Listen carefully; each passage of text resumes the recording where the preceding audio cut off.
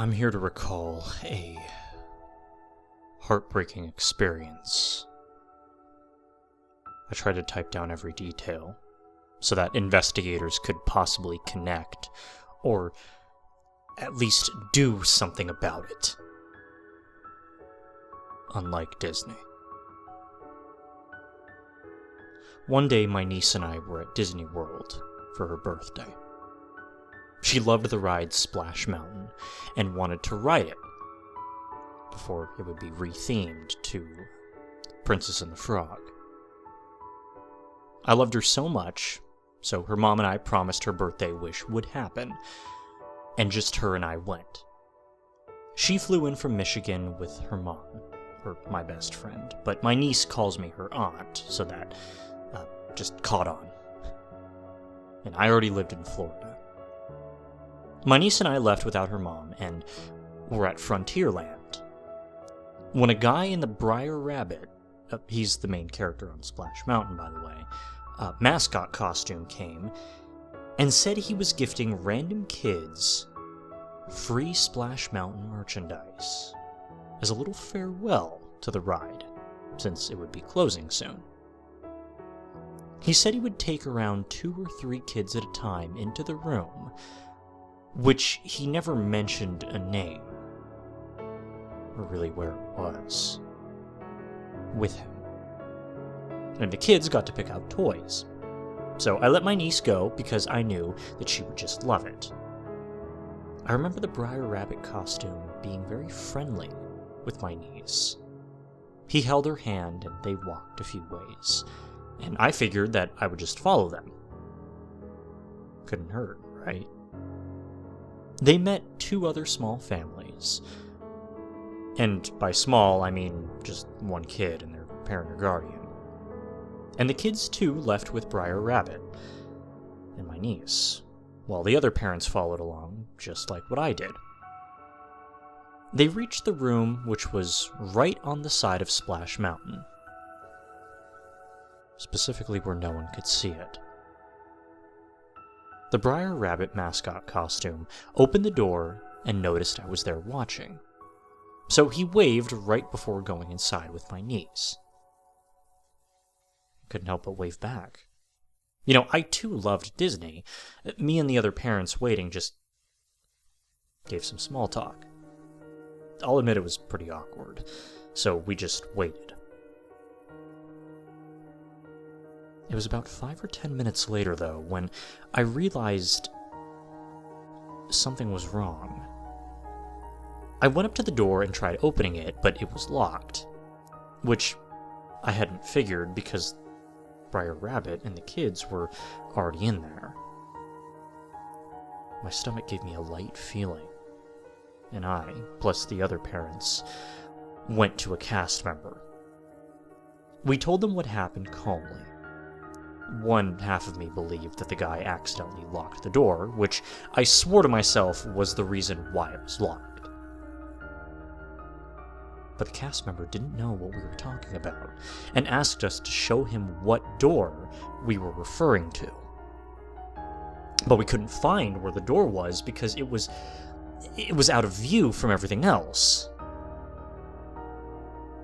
That's when I started to panic. We never found the door. And the bodies of all 3 children, including my niece, were found with wounds sitting against a wall behind the fake briar patch near the one part of the ride where the animatronic Briar Rabbit and Mr. Bluebird are singing, and Briar Fox and Briar Bear were watching from after planning their attack on Briar Rabbit. Ever since, I have had this awful feeling of guilt for my niece's death. Like it was my fault. Of course, it's my fault. It always has been. It's all my fault for the unfortunate death of my niece, and Disney has kept this murder a secret, of course. They don't want to close their parks to investigate, because all they want is for people to return. The cash, like always. Of course, it was never like this back at old Disney. I wish Walt was still alive and running this place, like a true boss should. After her murder, her mom decided to look through the notes that were written by my niece to see if there was anything worthwhile about her life that she kept secret, that could also bring back memories of her. One note was labeled "Murder at the Mountain," which naturally shocked her mom, and I'll type exactly what the note said. On my birthday, I'm planning on riding Splash Mountain. What a special day it'll be. I'll ride in the log, then get off around the area where Briar Rabbit and Mr. Bluebird are singing the song, "How Do You Do?" Maybe I'll get off the log secretly. Maybe I shall do it in front of everyone. But no matter what, I will reveal a knife from the pocket of my pants. I will stab myself right next to Briar Rabbit. And it will all be just for him. So will 2 others. But this time, one will kill themselves near the spot where I will kill myself.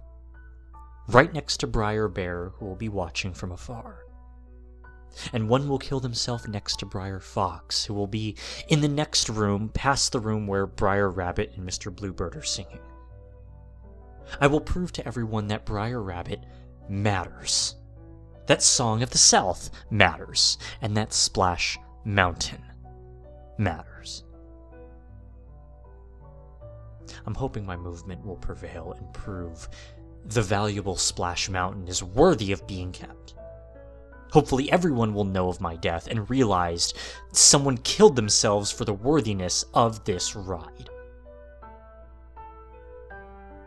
A soul can live on in almost anything, if they have unfinished business to attend, or if they died a grueling, gory death. I'll have unfinished business to attend. There was a reason why I would kill myself, and why the others would kill themselves next to the other 2 Briars, and that, my friend, I will tell you about. We'll live in the suits. We'll prove and teach all about Splash Mountain and its worthiness to live, and once everyone has it printed in their mind that Splash Mountain matters more than that stupid Princess and the Frog movie, me and my new friends will finally be free. We will prove those idiots wrong. When I first read this, I was shocked. No matter what, she was planning on dying right on Splash Mountain, right where the 3 dead bodies were found. But I know I could have prevented this. I would have stopped her from getting off. But this man, he went straight ahead and just killed my beloved niece. And the 2 others himself. I feel like that I could have prevented this too. If I could have just been a greater aunt, then I knew I could have not left her alone with some stranger. I wish I was never involved with this in the first place. It was all my fault. The most beloved angel in the world has died, and it's all because of me. I don't deserve anything. I don't deserve my home, nor my husband. I don't deserve my life. Hello. This is not the woman you think it is. I'd rather not share her name, as she never shared hers throughout the grieving story. This is her husband. My wife, she killed herself. Reading the last paragraph she wrote, I figure she did this because Well, she thought she didn't deserve her life. She thought that she had failed. She thought that she didn't deserve her body after what she did. She thought, as her punishment, that she would remove her soul from it. If you can see this, dear, it is never your fault for something someone else did. I hope when you're reading this, you know that I still love you with all my heart, no matter what you do. Maybe you can come back. Please come back. I love you. You didn't deserve this. You only deserved the best. You tried, yet you failed. But everyone makes mistakes. And they say mistakes are how you learn. You made another mistake, and it was worse than a punishment. You gave up your life. And my dear niece, if you're reading this, we love you too. Although there may never have been anything I could do for you, your aunt still tried. She wanted to make your birthday wish come true, and I hope she did.